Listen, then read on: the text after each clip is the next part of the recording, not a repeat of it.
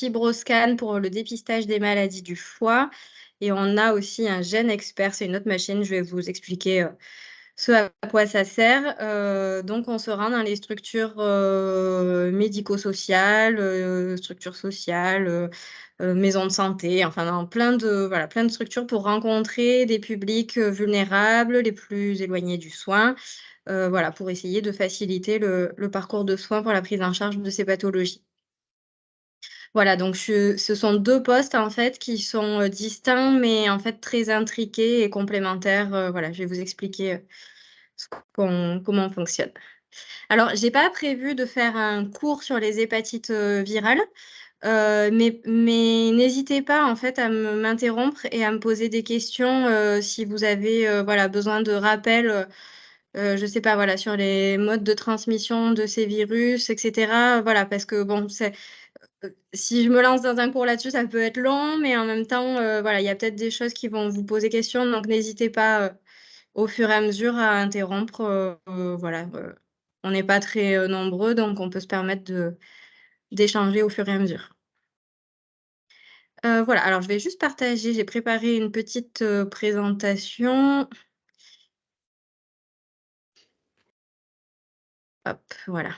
C'est bon, vous voyez tous la présentation? Ça marche? OK. Alors moi par contre, j'ai plus le visuel, sur vous, donc si quelqu'un veut intervenir, bah, vous pouvez me couper la parole et parler.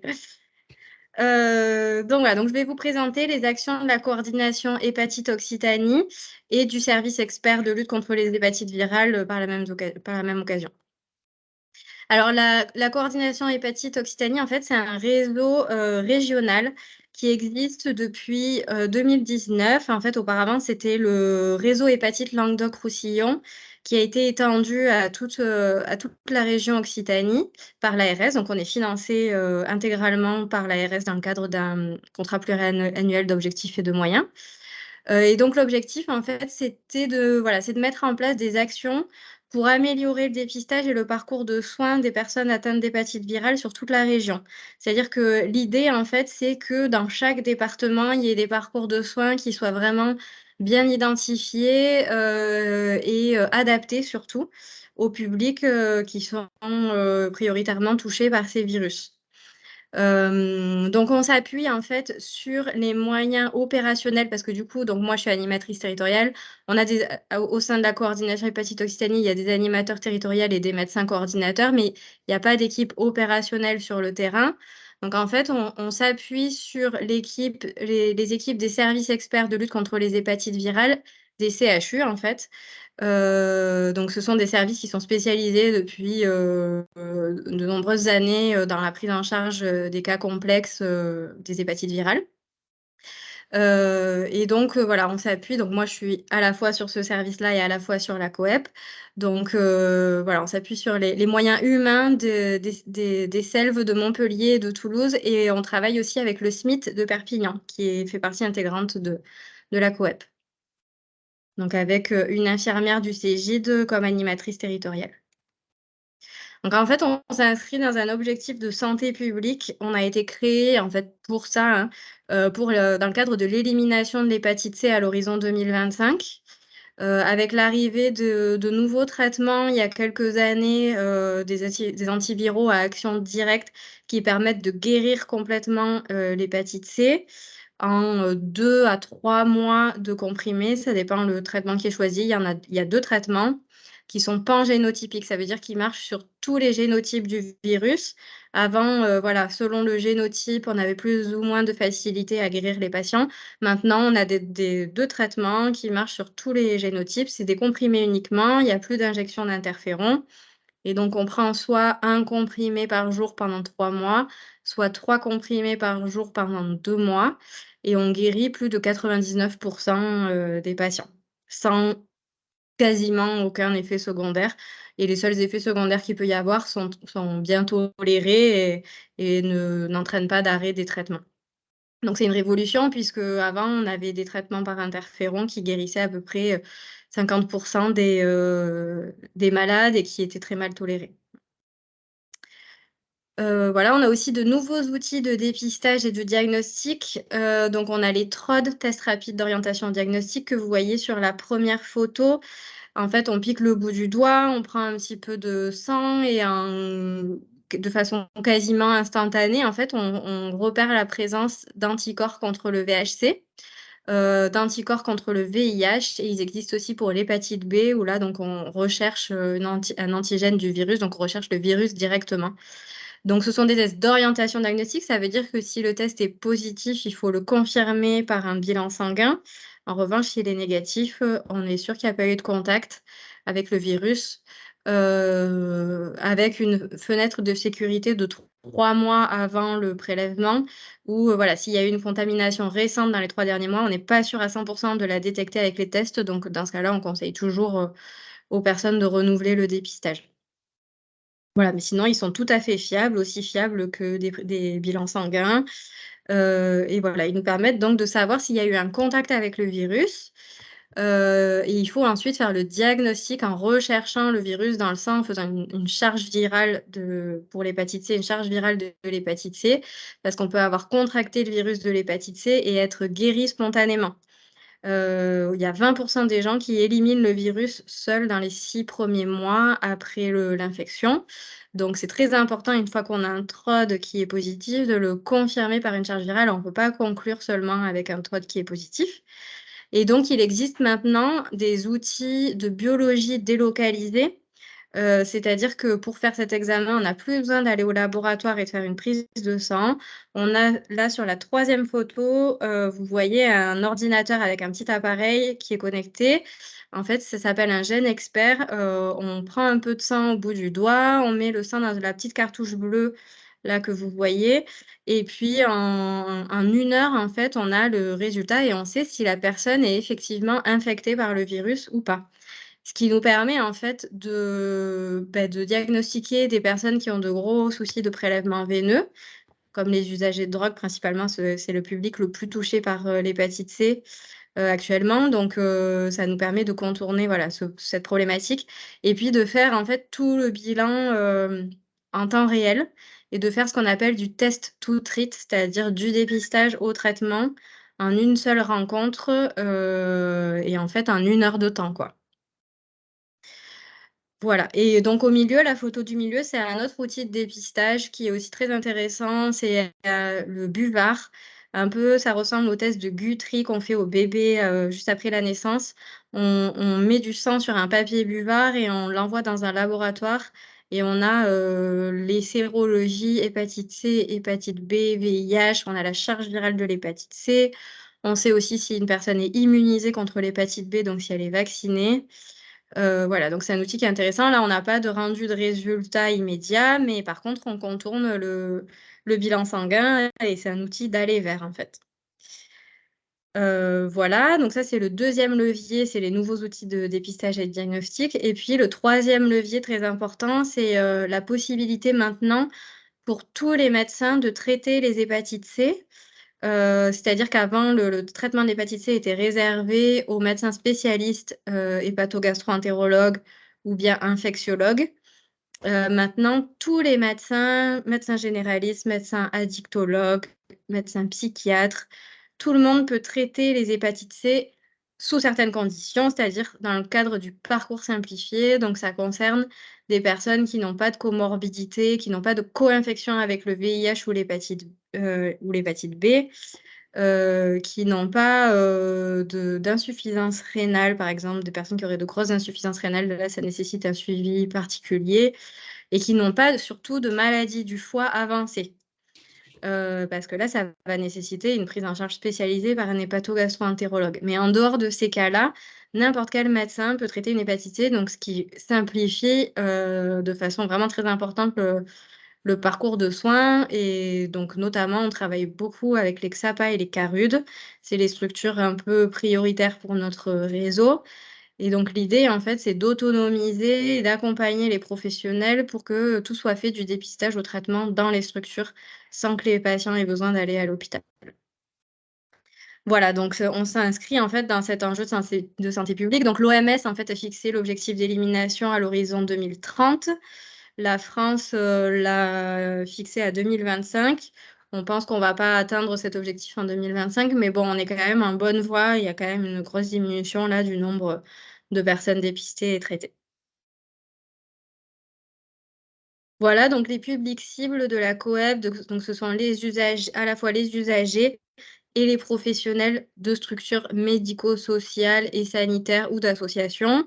Donc les publics cibles, ce sont donc les usagers de drogue qui sont principalement infectés par l'hépatite C, les publics migrants qui sont infectés par l'hépatite C, par l'hépatite B et par le VIH aussi. Les détenus et les anciens détenus, puisqu'il y a une prévalence beaucoup plus importante de l'hépatite C chez ces publics. Et aussi, il reste un assez gros réservoir de virus en population générale chez les personnes qui ont eu certains soins avant les années 90 et qui ont été contaminées par transfusion sanguine ou par des soins médicaux. Donc là, on peut pas vraiment faire d'action spécifique vis-à-vis de ce public-là. On va plus être sur des campagnes de communication. Mais on dépiste encore. Il y a beaucoup de femmes, notamment, qui ont été transfusées lors de leur accouchement et à qui on détecte une hépatite C quand elles ont 60 ans ou 70 ans et en fait, on le découvre au cours d'un bilan, hépatique perturbé et en fait, donc des fois, c'est des femmes qui ont déjà une fibrose, très avancée, voire une cirrhose et en fait, elles ont une hépatite C depuis des années et ça avait pas été détecté. Donc là, c'est quand même une proportion, assez importante du nombre de personnes qui restent à traiter, mais bon, à l'échelle de la population entière, on est sur une prévalence qui est très faible, hein, voilà, donc nous, en fait, on agit beaucoup donc au niveau, des publics usagers de drogue, donc on va dans toutes les structures qui les accueillent, donc SAPA, CARUD, on travaille avec aussi des maisons de santé, qui accueillent, qui prescrivent pas mal de traitements de substitution, des pharmacies, des centres d'hébergement d'urgence, des CHRS, voilà, enfin, on va dans les accueils de jour et cetera et le public migrant, donc on fait quelques actions en CHRS, en CADA, voilà et les détenus, anciens détenus, donc on travaille aussi avec des centres de détention, des maisons d'arrêt. On fait quelques actions de dépistage et puis surtout de l'accompagnement des professionnels au dépistage et à la prise en charge de l'hépatite C. Alors voilà, donc ça c'est, les actions, de la cohep. Donc on fait, des rencontres territoriales dans tous les départements, c'est-à-dire que, au moins une fois par an, on va dans chaque département et on réunit les acteurs qui sont impliqués dans le dépistage ou la prise en charge des hépatites virales. Alors on le fait en partenariat avec le Corévi, le réseau VIH. Donc, on invite aussi les infectiologues, les, différentes associations impliquées, dans l'accompagnement des personnes qui vivent avec le VIH, voilà, les Cégide, et cetera. Donc, et l'objectif, en fait, c'est de, créer du réseau et du lien entre les professionnels et de faire en sorte que dans chaque département, il y ait un parcours de soins qui fonctionne. Donc c'est l'occasion, voilà, d'échanger entre les différents professionnels. Chacun exprime ses besoins, ses difficultés, ce qu'il observe sur les territoires et aussi ses projets et en fait, on réfléchit ensemble à, voilà, comment on peut, améliorer les choses pour que ce soit plus fluide, voilà, voir s'il y a des besoins de coordination des acteurs, entre eux, voilà. Parce que parfois, il y a plein de choses qui sont faites, mais qui sont pas forcément, coordonnées ensemble, donc il peut y avoir, besoin de ça, voilà. Donc une réunion par département. Ensuite, il y a aussi des journées, régionales qui servent à faire de la formation continue des professionnels. Ça s'adresse, à tous les professionnels, tous les salariés, bénévoles, de structures, médico-sociales, associatives, ou même d'institutions, d'établissements hospitaliers. Donc, c'est des journées où on aborde, donc il y a des conférences et des ateliers. Donc des conférences qui permettent de mettre à jour, voilà, de diffuser les dernières recommandations sur la prise en charge de ces, virus. Et puis il y a des ateliers beaucoup plus pratico-pratiques, d'échanges avec des professionnels, donc sur le dépistage par TROD, par exemple, sur les actions de dépistage en aller vers. Là, je vous dis un petit peu le programme de cette année. On a aussi, cette année, un atelier sur, le parcours de soins des personnes migrantes, qui sont atteintes d'hépatite virale. Donc voilà, pour parler un petit peu de ce qu'on essaye de mettre en place là, à Toulouse. Et puis il y aura aussi un atelier sur on va aussi cette année pas mal parler des maladies du foie liées à l'alcool. Donc il y aura à la fois une conférence sur le sujet avec les dernières recommandations sur le dépistage des maladies du foie chez les personnes alcoolodépendantes et quelle prise en charge on peut leur proposer. Et puis il y aura un atelier avec, une équipe qui fait de la réduction des risques et des dommages dans le domaine de l'alcool. Donc c'est intéressant. Il y aura à la fois un médecin addictologue qui travaille, de cette façon-là avec ses patients et puis il y aura une équipe, travailleurs, social, infirmières qui accompagne les CHRS, notamment les structures d'hébergement, à la réduction des risques alcool pour, voilà, proposer une autre façon de prendre en charge la question des consommations d'alcool dans les structures d'hébergement. Donc c'est vraiment voilà, l'idée c'est vraiment d'avoir des ateliers très interactifs, avec du partage d'expériences. Donc là, la journée à Toulouse, ça sera le 21 avril 2023, donc le programme va être diffusé, prochainement. Et il y a une journée aussi chaque année à la Grande Motte, donc du côté, plutôt Occitanie-Est, mais c'est le même, à peu près le même programme sur les 2 parties de la région. Voilà, ensuite on fait des formations au dépistage par TROD, en partenariat avec le Corévi et avec la participation de SOS Hépatite. C'est une association de patients qui œuvre dans les hépatites virales et les maladies du foie. Donc on fait, plusieurs formations, par an, donc ce sont des formations habilitantes parce que pour avoir le droit de pratiquer des TROD, il faut suivre, cette formation, donc elle dure 2 jours. Donc c'est à la fois, des apports théoriques sur les virus et puis, des apports pratiques sur la pratique d'entretien de dépistage, l'annonce de résultats positifs, l'annonce de résultats négatifs aussi et puis la pratique des TROD, en eux-mêmes. Voilà, donc la prochaine formation, c'est les 28 et 29 mars, mais elle est complète. Et donc il y aura une autre session, au mois de septembre. Voilà, donc si vous avez des demandes, si vous avez voilà, il y a des personnes qui souhaitent être formées, n'hésitez pas à nous faire remonter les demandes, qu'on fasse des préinscriptions, pour être sûr d'avoir des places. Voilà, ensuite, on fait ce qu'on appelle, nous, des interventions à la carte dans les structures. Donc, c'est-à-dire que en fait, quand une structure a besoin de travailler sur la question du dépistage ou de la prise en charge des hépatites virales, bah, on essaye de proposer quelque chose qui soit adapté aux besoins. Donc ça peut aller, simplement de la sensibilisation des équipes, voilà, aux nouveaux traitements, au dépistage et cetera. Enfin voilà, donner les, dernières actualités, voilà, les modes de transmission des virus, les traitements qui existent, le parcours de soins et cetera. Et ça peut aller beaucoup plus loin. On peut accompagner les structures, on peut aider à mettre en place une offre de dépistage dans les structures, donc aider à rédiger les protocoles, de dépistage et cetera. Donc vraiment aller très concrètement au fond des choses pour qu'il y ait, une offre de dépistage qui soit proposée. On peut aussi accompagner dans le parcours de soins des patients. Quand il y a des parcours de soins complexes avec des difficultés dans le parcours, il ne faut pas hésiter à nous contacter, voilà, pour, essayer de réfléchir à ce qu'on peut mettre en place, voilà, pour mettre en place un parcours le plus adapté possible.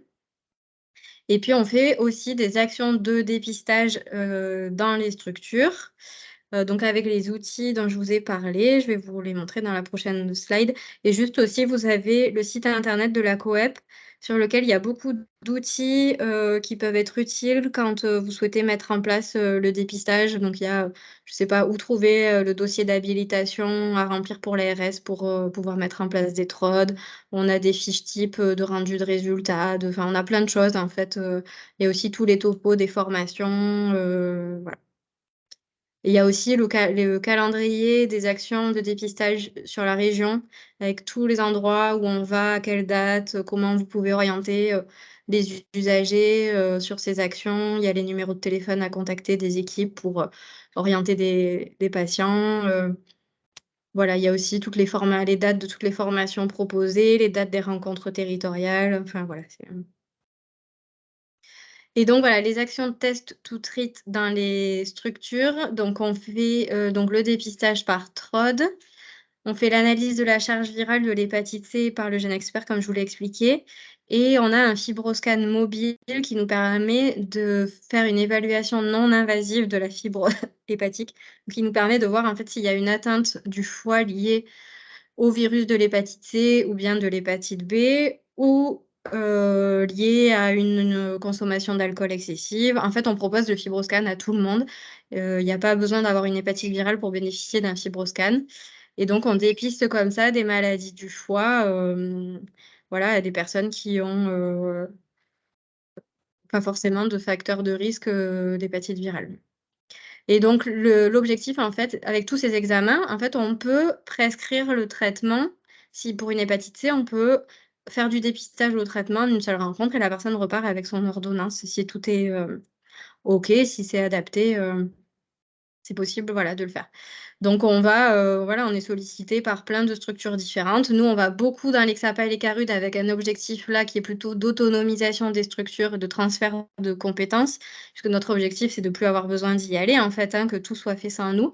Après, on va aussi dans d'autres structures où là, voilà, ça fait pas partie des missions prioritaires. Je pense à des accueils de jour, des CHRS, et cetera, où là, ça fait pas partie des missions prioritaires des structures de faire, voilà, de proposer ce genre de choses. Donc là, on y va avec tous nos outils et donc ça facilite quand même l'intégration des patients dans un parcours de soins plus simple. Voilà.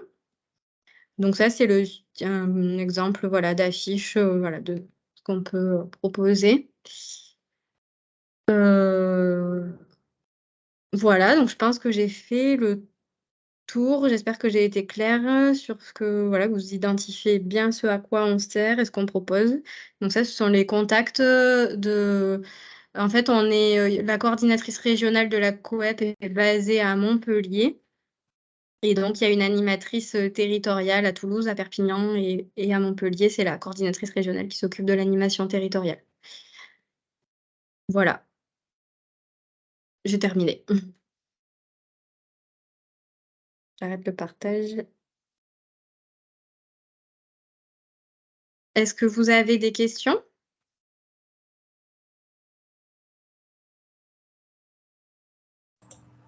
Hop là. On m'entend là? Pas du tout. Oui.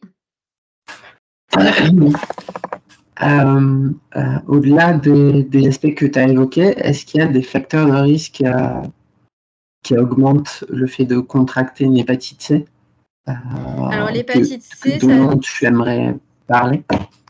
L'hépatite C, ça se transmet par le sang uniquement.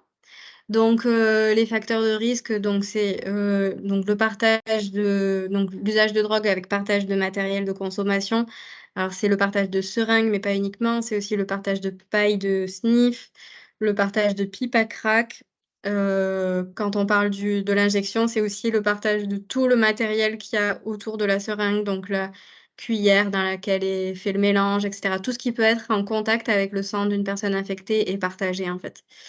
Donc ça, c'est ce qui concerne l'usage de drogue. Après, donc il y a aussi les tatouages et les piercings qui n'ont pas été faits, voilà, dans des conditions d'hygiène, avec, pareil, partage du matériel. Ensuite, les transfusions sanguines et certains soins médicaux avant les années 90. La transmission sexuelle, elle est extrêmement rare, mais elle existe s'il y a présence de sang, lors des rapports sexuels.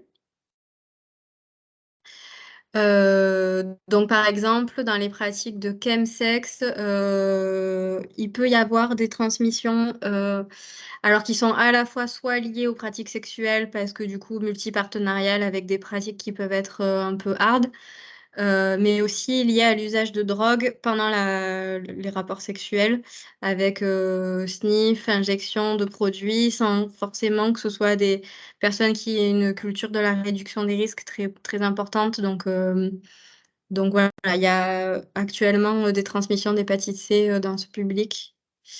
Partage d'objets de toilette, rasoirs, voilà, tout ce qui peut être, en contact avec du sang, en fait. Voilà, la transmission, materno-fétale aussi est possible au moment de l'accouchement. Voilà. Euh, Et pour excusez-moi. l'hépatite B, c'est les mêmes modes de transmission que le VIH. Juste pour un petit rappel, puisque je ne me rappelle plus comment fonctionne le FibroScan, puisque juste pour m'expliquer comment la méthode. Parce que non Ouais. évasif, voilà, je ne me rappelle plus. Ouais, c'est-à-dire que donc on parle d'outils non invasifs parce qu'avant on faisait des biopsies du foie. Donc il fallait prendre un petit bout de foie et l'analyser pour savoir s'il y avait de la fibrose qui s'était développée dans le foie. Donc la fibrose, il y a différents stades de fibrose. Le dernier stade étant la cirrhose. Et donc maintenant, en fait, c'est un outil, ça ressemble un petit peu à un appareil d'échographie, on met un peu de gel et on envoie une onde, en fait, une onde de choc qui traverse le foie, en fait, et l'appareil mesure à quelle vitesse l'onde se propage dans le foie. Et si elle se propage rapidement, ça veut dire que le foie est dur. Et ça veut dire qu'il est fibrosé. Et si l'onde se propage lentement et donc que le score est bas, ça veut dire que le foie est bien mou et a absorbé l'onde de choc. Voilà. C'est comme ça que ça fonctionne.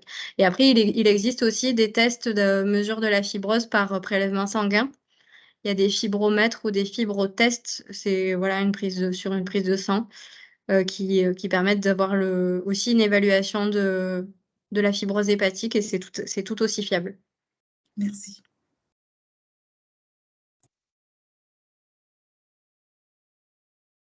Donc en fait, dans nos actions de dépistage, on dépiste actuellement plus de fibrose, donc de maladies du foie liées à l'alcool, en fait, que de virus des hépatites virales. Donc c'est pour ça que maintenant on le propose systématiquement à tout le monde.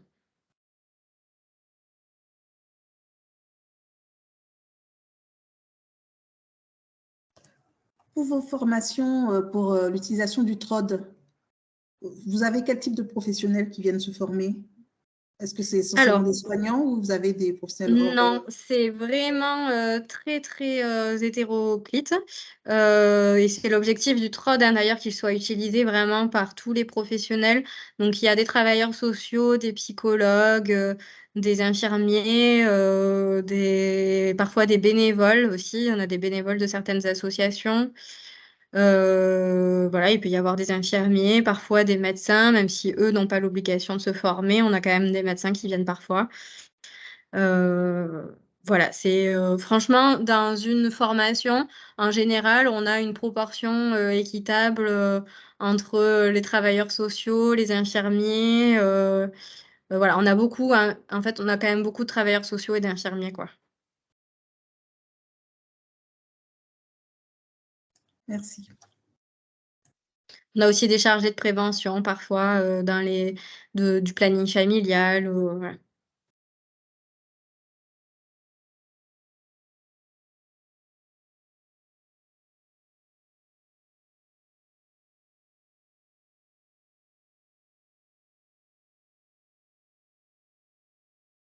Il n'y a plus d'autres questions?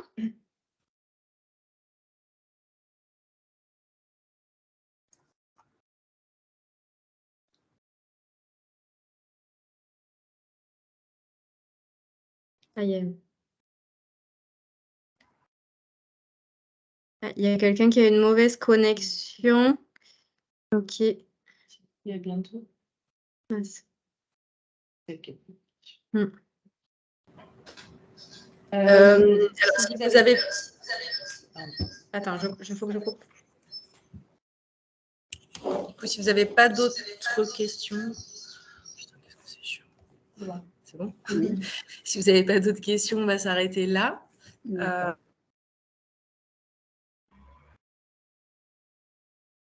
boîte mail, on vous enverra aussi un petit questionnaire de satisfaction pour, voilà, pour avoir votre avis sur ce qu'on vous propose en formation et en sensibilisation.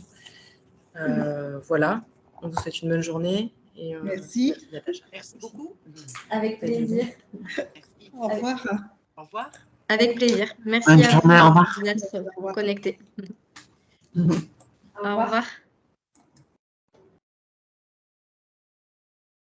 Alors, je ne sais pas s'il faut que je quitte du coup pour l'enregistrement.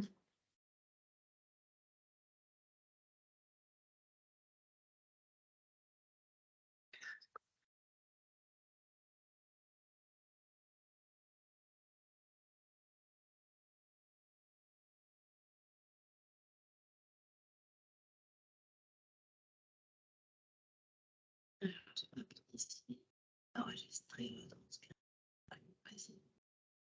Ouais, C'est déjà en cours, C'est ça, je déjà ouais.